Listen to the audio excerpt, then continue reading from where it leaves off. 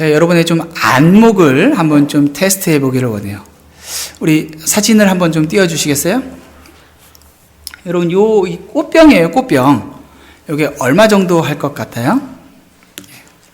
대충 한번 이렇게, 얼마 정도? 500불. 안목이 있으시네. 안목이 있으신 거예요. 500불, 이걸 500불 딱 보신다는 거는 대단한 안목인 거예요.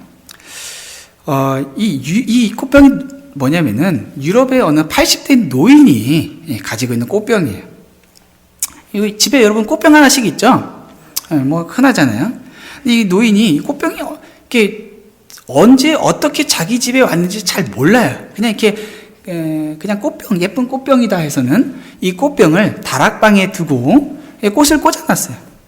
그리고 뭐 고양이도 많이 길렀나 봐요. 고양이도 왔다 갔다 하면서 꽃병이네 하면서 고양이들이 이렇게 장난이 많잖아요. 이렇게 톡톡 치기도 하고 지나가기도 하고 그랬나 봐요. 잘못하면 깨질 수도 있는데 뭐 꽃병 뭐 깨질 수도 있지, 뭐 깨지니까 꽃병이지, 뭐 이런 생각을 했는 것 같아요. 이런 꽃병인데 어느 날 이 골동품을 잘 아는 골동품 수집가가 이 꽃병을 보고 깜짝 놀란 거예요. 왜냐면 이 꽃병이 그냥 꽃병이 아니라 청나라 시대 물건이라는 거예요. 아주 귀한 물건으로 이 감정받고 실제로 팔린 가격이 100억이에요. 그러니까 우리 이걸 500불 정도로 봤다는 거는 이 중에서는 그래도 대단한 거예요. 제가 봤을 때는 이거 뭐 한 5만 원, 50불. 제가 우리 성도님들한테 이거 우리 집에 있는 꽃병입니다라고 말하면 여러분 뭐라고 하실까 이렇게 생각했다가 설교 중에 또 거짓말하면 또 안 될 것 같아서 그렇게 얘기는 안 했는데 그냥 우리 집에 있는 꽃병이라고 해도 믿을 법한, 누가 선물 줬어요 이렇게 했어도 그냥 그렇게 받아들일 법한 그런 꽃병이에요. 근데 이 물건은 그대로인데 누군가에게는 이 꽃병이 한 10,000원 정도 하는 그냥 흔하디 흔한 꽃병 중에 하나고, 누군가에게는 100억이나 지불하고 살만한 가치가 있는 꽃병인 거예요. 단지 미술과 역사에 대한 지식을 가지고 있느냐가 그 사람이 이 물건을 보고 대하는 태도를 전혀 다르게 바꿔버린 거죠. 물론 이제 이 노인도 미술을 볼 수 있는 눈은 아직 없지만은 이제 가격은 알았죠. 그러니까 가격은 아니까 이제 지금처럼 꽃 꽂아놓고 뭐 팔리기 전까지 고양이 왔다 갔다 하면서 툭툭 치게 내버려 두진 않았겠죠. 아주 귀하게 아꼈을 거예요. 아는 만큼 보인다. 여러분 이런 말 많이 들어보셨죠? 이 문장은 특히 이제 미술품처럼 이 미술품의 가치가 얼마나 되는지를 이 지식에 따라서 전혀 다른 수준을 나타내는 시야의 차이를 가져오는 그런 것을 잘 설명하는 말이에요. 이 박물관이나 미술관에 가서 이 큐레이터가 이 작품은 이러이러한 역사를 가지고 있고 붓터치는 어떻고 뭐 어떻습니다 이런 얘기를 들으면은 평상시에는 전혀 그냥 그림인가 보다 라고 했던 그런 내용을 우리가 야 그래? 야 이 그냥 붓터치 하나도 예사로 안 보이고 대단하네 이렇게 보이게 되죠. 듣고 나면은 다르게 보여요.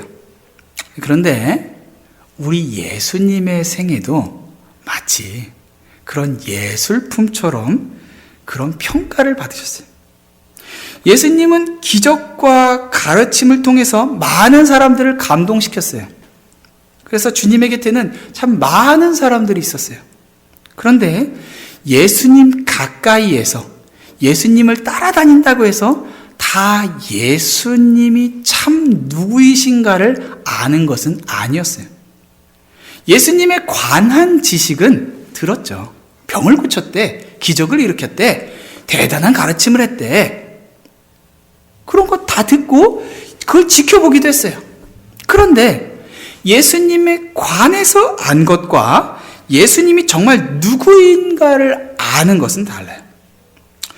우리 PPT를 보면은 아까 그 그림 뒤에 하나 더 좀 보여주시겠어요? 네. 여기 보면은 오늘 본문의 위치가 어딘지를 이 성경에서 이 문맥을 따라서 봐야 돼요. 오늘 이 본문은 맹인 바디메오 10장 46절에서 52절이죠.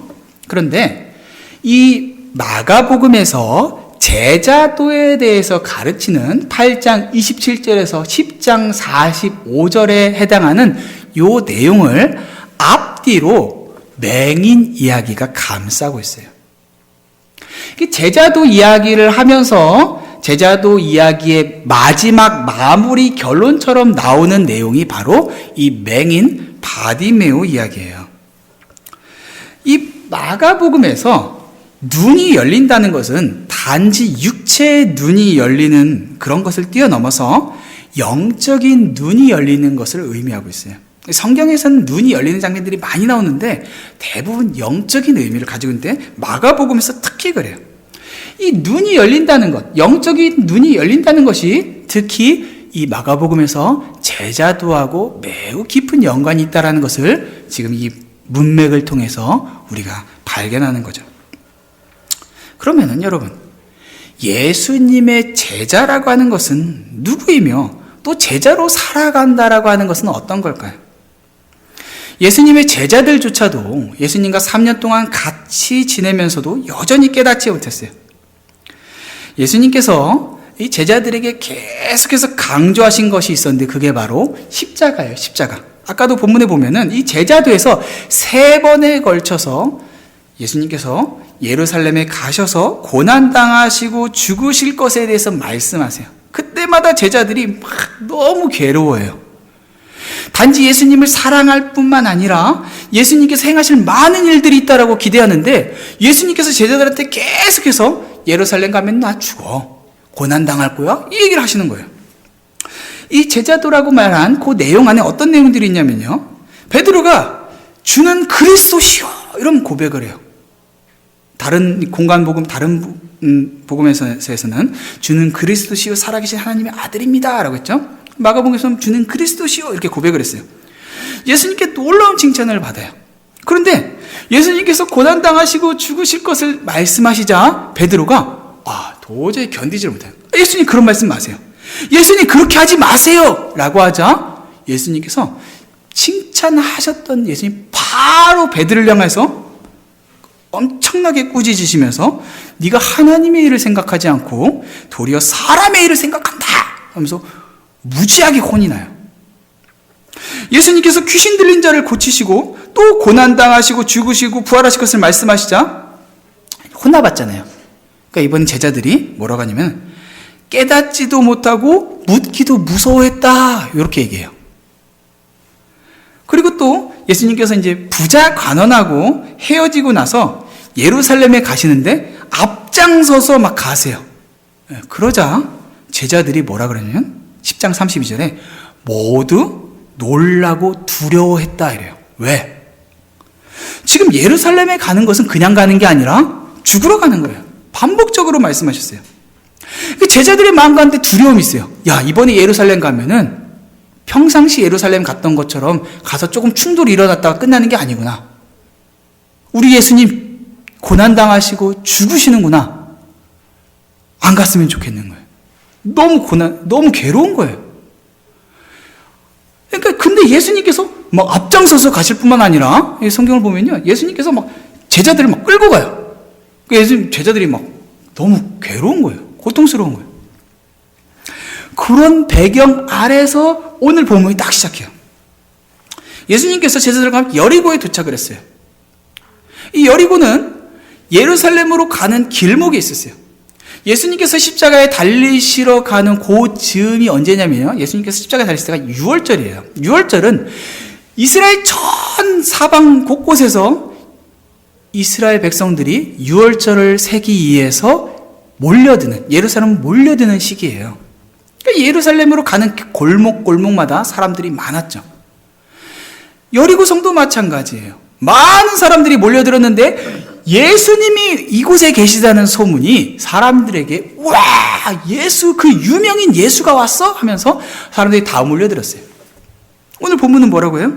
46절에 여리고에 이르렀을 때 예수께서 제자들과 허다한 무리와 함께 여리고에서 나가실 때 여리고가 이제 구여리고 신여리고 했는데 이게 뭐 구여리고 신여리고로 옮겼다 뭐 이런 얘기도 해요. 그래서 어떤 본문에는 여리고에 들어가실 때라고 하고 어떤 때는 나갈 때도 해요. 어쨌든 이 여리고를 중심으로 사람들이 예수님이 이곳에 계시다는 이야기를 듣고 다 몰려온 거예요. 최고 유명인이었어요. 예수님이 이미 3년 동안의 공생애를 하셨기 때문에 이제 십자가에 돌아가실 때쯤이기 때문에 예수님의 소문은 이스라엘 전 곳의 가장 핫 이슈였어요. 그러니까 다들 웅성웅성 하면서 예수님 주변을 다 둘러싸고 가는 거예요. 예수님이 뭘 하시는지, 무슨 말씀하시는지 다 귀 기울이고 관심을 가졌어요. 그런데 그들은 단지 예수님 주변에 있을 뿐 참으로 예수님을 따르는 사람들은 아니었어요. 이 사람들은 예수님을 둘러싸고 예루살렘으로 향하는 길에 예수님과 함께 가고는 있었지만은 예수님께서 자신들과 다른 길을 가면은 언제든지 떠날 사람들이었어요. 관심을 가지고 흥미를 가지고 잠깐은 같이 있을 사람들이지만은 실제로 예루살렘에 예수님께서 입성하실 때에 모두들 예수님을 환영했지만은 예수님께서 잡히시고 십자가에 달리실 때는 비난하고 침을 뱉고 돌을 던진 예수님을 따랐다라고 할 수 없는 그들의 정체가 분명하게 드러났죠. 그들은 예수님을 따르는 사람들이 아니라 내 길, 자기 길을 걷는 사람들이었어요. 오늘날 교회 안에도 이런 사람들이 참 많죠. 은혜 받는 거 좋아해요. 찬양도 좋아해요. 말씀 듣는 것도 좋아해요. 그런데 예수님께서 예루살렘으로 가자라고 하시면은 무서워서 벌벌 떠는 거예요. 내가 원하는 길을 예수님과 함께 가는 것은 좋은데 예수님께서 가시는 그 길을 내가 따라가는 것은 싫은 거예요. 예배는 드리지만 성도는 사랑하지 않고, 헌금은 드리지만 가난한 이웃은 돌보지 않고, 찬양은 하지만 분내는데 주저하지 않고, 내 필요는 구하지만 선교에는 관심이 없고, 자녀를 좋은 대학, 직장에 보내달라고 기도는 하지만은 신앙을 위해서 자녀가 대학이나 직장을 조금 떨어지는 것으로 선택하거나 포기할 때 그건 도저히 참지 못하는, 많이 보셨죠? 사실 그런 사람들은 영적인 눈이 열리지가 않은 거예요. 영적 눈이 열린 사람은 몇 가지 특징이 있어요. 첫 번째가 예수님이 누군지 알아보는 거예요. 오늘 예수님에 대해서 그렇게 알지만은, 예수님에 관해서는 알지만은 참으로 예수님이 누구신지는 알지 못하는 사람들에게 둘러싸인 채 예수님께서 걸으시고 있는데 예수님께서 얼마나 고통스러우셨겠어요. 그런데 갑자기 어디선가 외치는 소리가 들려요. 다윗의 자손 예수! 이 다윗의 자손은요, 구약에 있는 메시아의 별명이에요. 그러니까 지금 예수님을 향해서 누군가가 메시아여! 하고 부르는 거예요. 여러분, 이거는 아주 담대한 신앙 고백이에요. 누구도 개인적으로는 와서 예수님께서 이렇게 말한 사람도 있었지만은 공개적으로 너무나 많은 사람들이 있고, 특별히 모두가 예수님을 따르는 사람들이 아닌데 예수님을 대적하는 사람들도 있었은 그 뻥 뚫린 길에서 예수님을 향하여서 메시아요, 메시아요 외치는 사람은 없었어요. 곳곳에 예수님을 대적한 종교 지도자들이 있었어요. 그리고 예수님을 따르는 자들조차도 그렇게 메시아라고 크게 외치지 못하는 가운데에 누구가 이렇게 큰 용기를 낸 거죠? 그것은 놀랍게도 길거리에서 구걸을 하던 소경 바디메오였어요. 그는 평상시처럼 그냥 구걸만 하고 있었는데, 아니 오늘은 유난히 더 시끄러운 거예요. 동네가 뭐야 이 보이지가 않으니까 이 사람은 그냥 듣는데 아주 민감했죠. 무슨 일인가 했더니 그동안 소문으로만 들었던 그 나사렛 예수라고 하는 분께서 이곳에 오신다는 거예요. 오셨다는 거예요. 그는 이미 예수님에 대한 이야기를 많이 들었어요. 병든 자를 고치고 귀신을 내쫓고 눈먼 자를 보게 하고. 여러분, 이것은 단지 기적을 행한다가 아니에요. 구약에서 특히 이사야에서 이 예수님에 대한 예언에서 그 특징이, 메시아에 대한 특징이 바로 이런 것들이었어요. 침례 요한이 감옥에 갇혀서 이 예수님께서 진짜 메시아인지 아닌지 예수님의 사역이 도대체가 헷갈리는 거예요. 예수님께 자기가 침례도 줬고 하나님께서 보내신 세상의 모든 죄짐을 짊어진 어린 양이라고까지 했는데 예수님의 사역이 자기가 기대한 사역이 아니니까 마음의 감옥에서 너무 불안하고 힘든 마음에 제자들을 보내서 예수님께 물어봐요. 당신이 그분입니까? 아니면은 우리가 다른 사람을 기다려야 됩니까? 그러자 예수님께서 이렇게 대답하세요.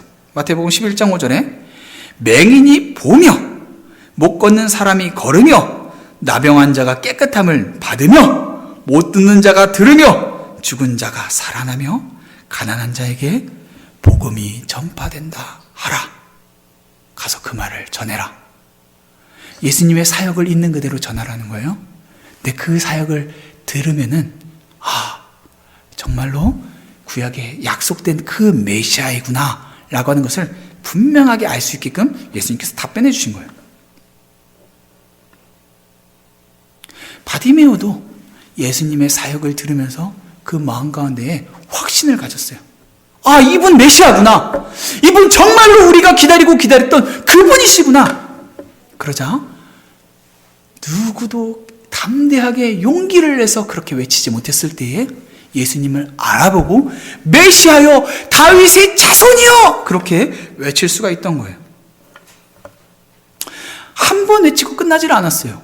메시아여 다윗의 자손이여 외치자 어떤 반응이 일어나요? 이 예수님을 둘러싼 그 수많은 사람들이 어허 조용히 해 시끄러워. 왜요? 그냥 가난하고 뭐 없는 사람이 외쳐서 그냥 그런 수준이 아니에요. 함부로 이 공적인 자리에서 메시아라고 외쳤다가 로마의 압제 아래 있는 이 이스라엘이 메시아의 존재가 드러났을 때에 로마가 어떻게 할지 몰라요. 혹은 메시아에 대해서 인정하지 않는 사람들도 있었어요. 그러니까 예수님을 메시아로 인정하건 인정하지 않건 예수님에 대해서 아직 판단을 내리지 않았건 공적인 자리에서 예수님에 대해서 메시아 이렇게 외치는 것은 위험하다고 생각했어요. 조용히 하라는 거예요. 그런데 이 두 눈을 시퍼렇게 뜨면서도 예수님을 알아보지 못한 그 사람들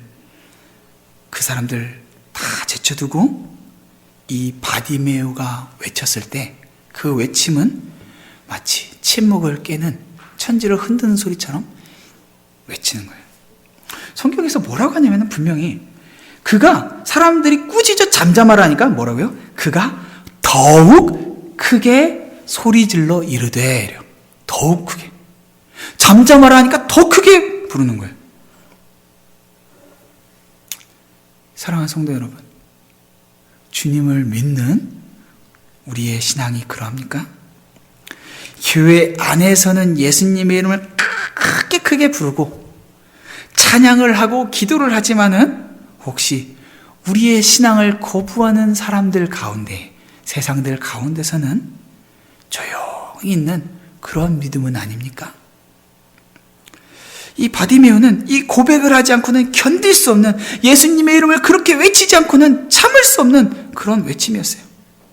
모두가 영적으로 눈이 어두워져 있는 그때에 오직 소경 바디메오만이 영적인 눈을 열고 주님을 향해서 외친 거예요. 자, 어떻게 살아계신 하나님의 아들, 그 메시아를 본 사람이 점잔을 떨면서 조용히 해 라고 했을 때 너만 예수 믿어? 적당히 해. 이 말에 조용해질 수가 있겠어요. 주님을 알았기에 그 마음에 담대한 마음도 생기고 외칠 수가 있었던 거예요. 저는 어려서부터 신앙생활 하면서 누구보다 신앙이 좋다라고 자부했어요. 네. 여러분들 대부분 신앙생활 하시는 분들 그렇죠? 저도 그랬어요. 나이 30쯤 됐을 때에 한 선교단체에서 주님의 마음이 어떠하다라는 것을 전혀 이전에 생각하지 못했던 정말 성경적인 관점으로 듣고 나니까 너무 충격을 받았어요. 마치 망치로 뒤통수를 꽝 치듯이. 그때 제가 했던 고백이 이거예요. 나는 30년 동안 그렇게 신앙생활 한다고 했으면서 나는 주님을 몰랐구나. 나는 주님을 몰랐구나. 신앙생활을 열심히 하고 교회 안에 열심히 봉사를 하면서도 우리의 영적인 눈이 닫힌 상태로 주님과 근처를 맴돌면서 그렇게 살아갈 수 있어요. 사랑하는 성도 여러분, 여러분은 정말로 주님을 만나셨습니까? 주님이 누구인지 참으로 아시는 분들이십니까? 혹은 예수님을 둘러싼 채 예수님을 내가 가려고 하는 방향으로 끌고 가고 계시진 않습니까? 그러면 우리는 두 눈을 뜨고 있지만 소경과 마찬가지예요. 영적인 눈이 열린 사람은 둘째, 자신이 누구인지를 알아요. 이 바디메오가 예수님을 메시아라고 고백하면서 뭐라고 외쳤어요? 나를 불쌍히 여기소서라는 거예요. 나를 불쌍히 여기소서. 그는 자기를 포장하지 않았어요. 자기를 괜찮은 사람으로 꾸미지 않아요. 나는 눈은 보이지 않지만은 참 성경을 많이 합니다. 나는 눈이 보이지 않지만 기도를 열심히 합니다. 나는 눈이 보이지 않지만은 나는 괜찮은 배경을 가지고 있습니다. 나는 성품이 좋습니다. 난 정직합니다. 우리 모두 남들에게 잘 보이고 싶잖아요. 예수님께도 그런 걸 가지고 나아가고 싶잖아요. 그런데 이 바디메오는 예수님 앞에 하나도 자신을 꾸미지 않았어요. 그의 외침은 나를 불쌍히 여기소서요. 나는 불쌍한 사람입니다예요. 이것은 정말 놀라운 외침이에요. 특별히 이 시대에는 더욱 그래요. 요즘 젊은 세대는 SNS를 하면서 어떻게 해서든지 자신의 가장 아름다운 모습을 나타내려고 해요. 사진을 찍어도 그냥 안 올려요. 어플로 어떻게 그냥 요렇게 코는 더 오똑하게, 눈은 더 크게, 가장 예쁜 모습으로, 가장 화려한 모습으로, 가장 몸매도 좋고, 가장 선한 일을 하고, 가장 인기가 많고, 가장 좋은 것을 가지고 있고. 그런데 신앙은 그러한 게 아니에요. 있는 모습 그대로 자신을 발견하고 주님 앞에 나아가요. 성도는 주님 앞에 자신이 긍휼이 필요한 사람이라는 것을 인정하는 사람이에요. 주님, 나는 주님의 긍휼이, 주님의 도우심이, 주님의 자비가 필요합니다. 나는 아무것도 할 수 있는 게 없습니다.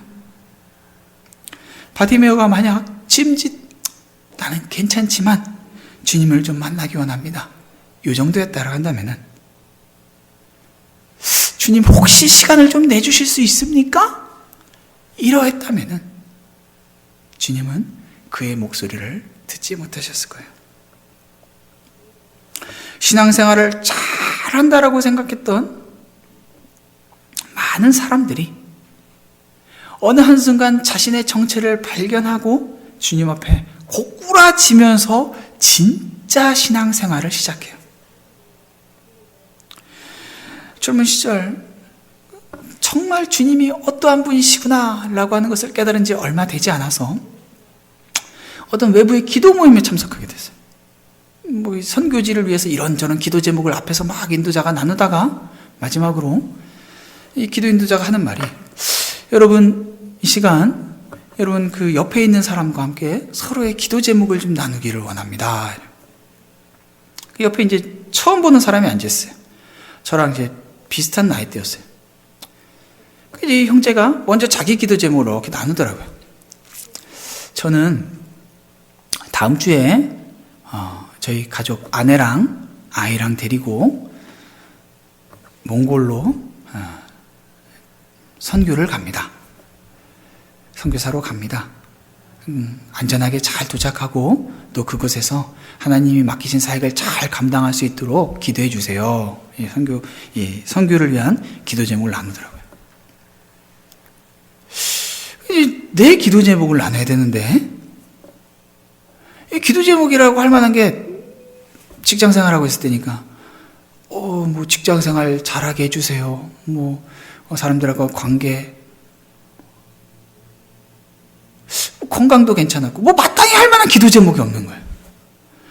게다가 혹시라도 주님께서 당시에 나 선교사로 부르면 어떡하지? 라고 하는 그 두려운 마음이 항상 이렇게 덜덜덜덜 떨고 있었던 그런 때라서 나랑 비슷한 사람이, 나는 싱글인데 애까지 있는 사람이 선교사로 그냥 간다니까 너무 내 자신이 초라한 거예요.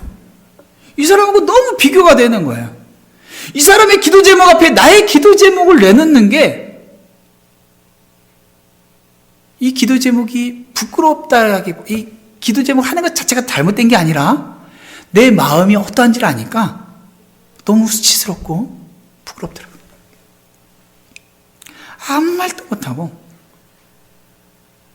이 목에서 막 뭐가 올라오는데 견디지를 못하겠는 거예요. 이 사람은 기다리고 있어요. 나눠야 되는데 저는요 직장생활 잘하게 안 나오는 거예요. 이게 갑자기 어느 순간 덜덜덜덜 입술이 떨리고 심장은 쿵쾅쿵쾅거리고 그러다 갑자기 눈물이 확 쏟아졌어요.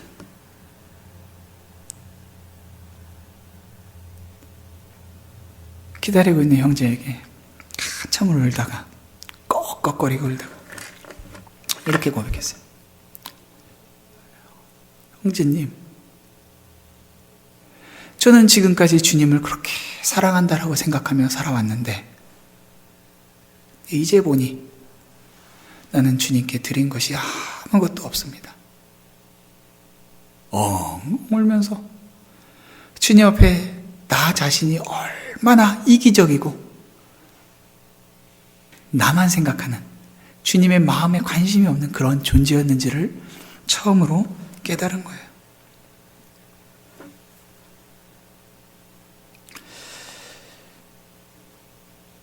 자신의 정체를 발견한 사람은 여유 있는 신앙생활 그런 거 없어요. 간절하게 주님을 찾아요. 나 주님이 필요합니다. 주의 긍휼이 필요합니다. 나를 불쌍히 여기소서. 사랑하는 성도 여러분, 여러분은 어떻습니까? 정말 간절한 마음으로 주님 나를 좀 봐주십시오. 주님, 난 주님의 도움이 필요합니다. 아무것도 할 수 없습니다. 이런 간절한 마음이 있습니까? 그냥 내 삶에 해결돼도 안 돼도 그만이라는 문제들 가지고 그냥 해주시면 됐지, 안 돼주시면 됐지, 혹시 이렇게 살고 계시진 않습니까? 바디메오의 마음은 정말 그 왕 앞을 감히 가로막은 초라한 거지와 같이 그렇게 긍휼을 구한 거예요. 놀랍게도 주님께서 멈추어 서세요. 이미 앞에서도 말했지만 지금 주님께서 예루살렘으로 가시는 길은 가벼운 산책이 아니에요. 이전에 했던 것처럼 그냥 한번 가시는 게 아니에요. 예수님뿐만이 아니라 제자들도 예루살렘에 가는 것을 두려워했어요. 이때 누가복음에서는 예수님의 행동을 예루살렘을 향하여 올라가기로 굳게 결심하시고 라고 표현하고 있어요. 예수님은 지금 인류 전체의 죄를 짊어지고 십자가의 육체적 고통뿐만이 아니라 하나님의 무서운 형벌을 받기 위하여서 예루살렘을 가고 있어요. 가벼운 길이 아니에요. 그런데 예수님은 예수님을 알아보고 자신이 예수님의 긍휼이 필요하다라는 고백을 하는 한 영혼의 외침을 외면하지 않으셨어요. 예수님은 인류 전체를 구원한다라고는 어마어마한 큰 사명 사역을 짊어지고 가시는 길이었지만 그 사명이라는 미명 아래 한 영혼을 그냥 스쳐 지나가지 않으신 거예요. 예수님께서 그를 부르시자 바디메오는 자신의 옷을 집어던지고 뛰어서 예수님께 나옵니다. 눈 안 보이는 사람에게 겉옷이 얼마나 중요하겠어요. 눈 안 보이는 사람이 뛰어온다는 게 얼마나 위험하겠어요. 그런데 그에게 이 기회는 놓칠 수가 없는 거예요. 예수님께서 물으세요. 내게 무엇을 하여 주기를 원하느냐? 무엇을 하여 주기를 원해요? 여러분은 주님께서 여러분에게 내게 무엇을 하여 주기를 원하느냐? 라고 물을 때 뭐라고 대답하시겠어요? 아까 그 꽃병이요 뭐 이렇게 말씀하시겠어요? 많은 사람들이 헛된 것을 구해요. 영적인 눈이 열린 사람만이 정말 필요한 것이 무엇인지를 알아요. 눈이 열린 사람은 그 특징 중에 세 번째가 정말 필요한 것이 무엇인지를 아는 거예요. 예수님께 나온 사람들은 다들 바라는 것들이 있었어요. 10장 13절에는 사람들이 어린아이를 예수님께 데리고 나와요. 근데 그들이 바란 건 뭐예요? 예수님께서 아이를 만져주는 거예요. 예수님께서 아이를 만져주기를 바랐는데 제자들이 뭐야? 뭐 이런 걸 가지고 와! 에이 바쁜 예수님 앞에 이러자 예수님께서 어떻게 하세요? 제자들을 분히 여기면서 꾸짖으세요. 자, 17절에는요 여러분 유명한 부자 간원이 나와요. 부자 간원이요 뭘 구하냐면 영생을 구해요. 영생을. 부자에다가 간원에다가 신앙도 대단했어요. 뭐 율법을 다 지켰다 그랬어요. 그런 사람이 구한 게 뭐예요? 영생이에요. 어때요? 이 정도면 훌륭하잖아요. 그죠? 누구보다도 대단한 제대로 된 구할 만한 것을 구했어요. 그래서 예수님께서 그에게 영생을 주겠다라고 하셨어요. 근데 조건이 있어요. 재물을 가난한 사람들에게 나눠주고 그리고 따라라. 그래서 어떻게 해요? 도망쳐버려요. 심히 근심하면서 떠나버려요. 이 사람이 정말로 구한 게 뭐예요?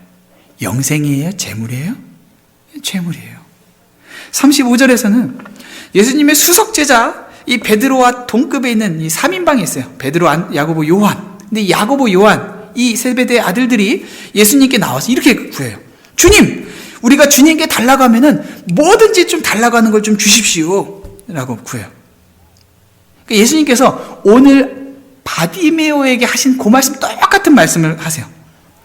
너희에게 무엇을 하여 주기를 원하느냐? 자, 이들도 소위 영적인 것을 구해요. 뭐예요? 주의 영광 중에서 우리를 하나는 주의 우편에 하나는 좌편에 앉게 해주세요. 어때요? 우리 모두 주님 옆에 앉고 싶잖아요. 좋은 거잖아요. 그런데 이게 말만 영적인 거랑 그 동기가 뭔가랑은 달라요. 이 말을 했더니 다른 10명의 제자가 이 두 제자 때문에 막 분을 내요. 왜 그래요? 이들이 예수님 옆에 앉고 싶다고 한 거는요, 그냥 이 하나님의 영광, 그 영원한 나라에서 이 땅에 아무것도 소원하지 않고 뭐 이런 차원이 아니라 높아지고 싶은 마음, 남들보다 인정받고 싶은 마음, 그거였어요. 그래서 그들에게 예수님께서 그 즉시로 주신 말씀이 섬기는 자가 되라는 거, 종이 되라는 거예요. 그러면서 예수님께서 인자가 온 것은 섬김 받으려 하는 것이 아니라 섬기러 왔다라고 하신 거예요. 그러니까 너희들 지금 자꾸 섬김 받으려 한다라는 거예요.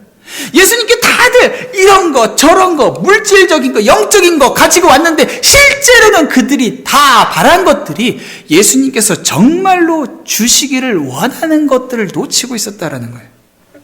자, 그런데 바디메오는 뭘 구했어요? 단순하고 명확했어요. 보기를 원하나이다. 여러분, 바디메오가 구한 것이 영적인 거였어요? 아니에요. 육체적 필요예요. 그런데 예수님께서 육체적 필요를 구했다고 해서 나무라세요? 아니에요. 육체적 필요를 구하는 것은 절대로 잘못된 게 아니에요. 그는 부자 관원보다 정직했고 제자들보다 순수했어요.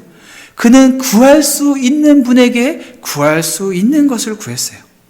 문제는 주님만이 이것을 주실 수 있다라고 하는 믿음이에요. 그는 예수님만이 이것을 채워주실 수 있기에 이 기회를 놓치면 두 번의 기회는 없다라는 걸 알았어요. 그래서 그는 다윗의 자손 메시아로서 그리스도로서 예수님을 필요로 했어요. 예수님을 믿은 거예요. 예수님이 자신을 구할 수 있다라고 믿은 거예요. 요즘 성도님들을 보면요, 바라는 게 없어요. 뭐 이렇게 말하면 좀 이상하죠? 구체적으로 말하면은 예수님만이 주실 수 있는 것을 바라는 마음이 별로 없다라는 거예요. 세상의 것들을 바라다가 그것을 가지고 주님께 구하게 돼요. 주님, 돈이 필요합니다. 명예가 필요합니다. 건강이 필요합니다. 구해요. 근데 그것을 구하면서도 그렇게 간절하진 않아요. 왜? 좋은 직장이, 좋은 학교가, 열심히, 능력이, 아프면 의사가, 문제가 있으면 정치가가, 자신이 필요로 하는 돈, 명예, 권력 이런 것들을 채울 수 있다라고 믿기 때문에 그렇게 간절하지가 않아요. 주님께서 주시지 않으면 세상에 나가서 열심을 다해서 구할 수 있다라고 생각하니까 주님께 그렇게 간절한 마음이 없는 거예요. 그런데 구원은 오직 주님에게만 있어요. 그래서 우리는 우리의 삶에 필요한 것들을 주님께 구할 수 있지만 특별히 주님만이 우리에게 주실 수 있는 구원을 구하는 거예요. 이 구원은 주님과 동행하는 삶이었어요. 주님은 바디메오가 예수님만이 바디메오의 눈을 고칠 수 있다라고 믿는 그 바디메오의 믿음을 칭찬하세요. 눈을 고쳐달라고 한 그 자체가 아니라 예수님을 메시아로 인정하며 주님 앞에 나왔기에 칭찬하신 거예요. 그런데 예수님께서 바디메오의 육체의 눈뿐만 아니라 부분적으로 열려있던 영적인 눈까지 더욱 활짝 열어주세요. 물론 이제 이 눈도 예수님께서 십자가에서 죽으시고 부활하시기 전까지는 완전하게 열릴 수는 없어요. 제자들조차도. 자, 그런데 이 바디메오가 눈이 열려지는 이 장면을 통해서 제자들에게 제자의 삶이 무엇인지를 보여주시는 거예요. 바디메오가 눈이 열리자마자 즉각적으로 한 게 뭐였어요? 여러분, 눈이 안 보이던 사람이 눈이 열려지면 이제 뭘 하겠어요? 사랑하는 가족들을 가서 좀 보고, 이제껏 구걸하며 살았으니 좋은 기술을 배워서 직장을 얻고, 사람들에게 나 이제 눈 열렸다, 나 더 이상 무시하지 마 라고 이야기하고, 뭐 결혼도 하고 할 일이 얼마나 많겠어요. 자, 그런데 52절 후반부에요. 그가 곧 보게 되어 예수를 길에서 따르니라 라고. 이 마가복음에서요, 이 곧이라는 말은요, 이 영어로 이제 immediately라고 됐죠. 이 곧이라는 단어가 되게 많이 나와 있어요. 즉시로라는 뜻이에요. 예수님께서 고치셨을 때 그 효력도 즉시로 일어났지만은 이 바디메오의 믿음의 반응도 즉시로 일어났어요. 마가복음에서 이 곧이라는 즉시로라는 단어는요, 신학적으로 매우 중요해요. 복음이 얼마나 긴급성을 가지고 있는가를 보여줘요. 예수님께서 말씀하시면 즉시로 반응해야 되는 거예요. 바디메오는요, 즉시로 주님을 따랐어요. 여기 따랐다라는 말, 이 따랐다라는 말은요, 이 제자도의 대표적인 성격이에요. 성경에서 이 단어는 따르고 쫓고 누군가의 제자가 된다라고 하는 의미예요. 게다가 여기서는 이 동사가 미완료형이에요. 그러니까 끝나지 않은 거예요. 그러니까 초대교회에서 바디메오는요, 아마도 그 믿음으로 널리 알려진 사람일 거라고 봐요. 그의 믿음은, 주님을 따른 그 따름은요, 어느 순간 멈춘 게 아니라 끝까지 따라가는 믿음이었어요. 그러니까 즉시로 따랐을 뿐만 아니라 끝까지 따라간 거예요. 그게 바로 예수님께서 제자들에게 보여주신 참 제자도가 무엇인가 라고 하는, 바디메오를 통해서 보여주신 제자도의 결론이에요. 사랑하는 성도 여러분, 오늘날 세상은 신앙생활이 점점 더 어렵다라고 해요. 교회에 나가는 것도 어려울 뿐만 아니라 개인의 신앙을 지키는 것, 정치가, 사회가, 문화가, 우리의 자녀들을 볼 때마다 정말 걱정이 많이 돼요. 여러분, 십자가가 기다리고 있는 예루살렘을 향하여서 기쁨으로 들어갈 수 있습니까? 누가 들어갈 수 있어요? 주님이 누구인지 알면 주님을 따를 수 있습니다. 내가 누구인지 알면 주님만 구하게 됩니다. 정말 필요한 것이 무엇인지 아는 사람은 다른 데 이렇게 기웃기웃거리지 않고 주님만 바라봅니다. 아는 만큼 보이고 보이는 만큼 주님을 따라갈 수 있는 거예요. 오늘 말씀을 준비하면서 페니 크로스비라고 하는 한 여성을 알게 됐어요. 그녀는 참 많은 찬송가를 작사한 작사가예요. 그녀가 작사한 곡들은요, 예수를 나의 구주 삼고, 예수 나를 위하여, 너희 제 흉악하나, 예수께로 가면, 인애하신 구세주여, 나의 갈 길 다 가도록, 나의 영원하신 기업. 너무나도 주옥 같은, 제가 정말 사랑하는 찬양들이에요. 그녀는 1820년에 태어나서 태어난 지 6주 만에 의사의 실수로 평생 맹인으로 살아가요. 그런데 이 바디메오의 이야기를 읽고 그녀가 큰 은혜를 받고 그녀의 삶이 놀라운 찬양을 쓰는 작사가로 쓰여지게 됐어요. 그녀는 눈이 보여지지 않지만은, 그리고 그 어려움 가운데 어려움을 겪으면서 살다가 갔지만은, 그녀는 수많은 찬송가로 주님을 찬양하며 그렇게 고백하다가 주님께로 갔어요. 주님은 그 여인에게 두 눈을 허락하시진 않았지만은, 그 여인은 영적인 눈이 열려서 하늘의 영광을 소망하며 또 그것을 본다라고 찬양하며 살아갔어요. 그 가운데 제가 예수를 나의 구주 삼고 라고 하는 곡을 이렇게 영어 가사를 보다가 제가 너무 감격을 했어요. 우리 찬송가보다 이 직역에 가깝게 번역한 거를 제가 이제 그 다음에 찾았는데 한번 읽어볼게요. 1절이 이래요.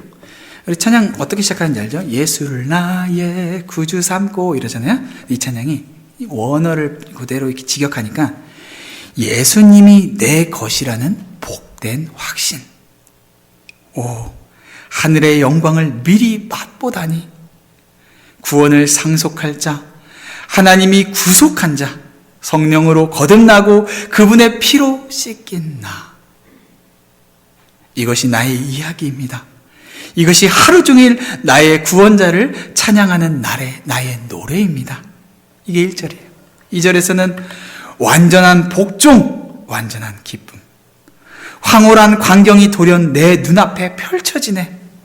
저 위에서 내려오는 천사들이 자비의 메아리와 사랑의 속삭임을 가져오네.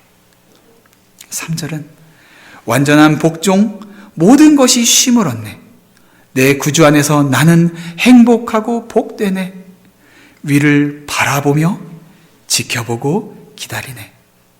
그분의 선하심으로 채워져 그분의 사랑에 흠뻑 빠져. 이것이 나의 이야기입니다. 이것이 하루 종일 나의 구원자를 찬양하는 나의 노래입니다.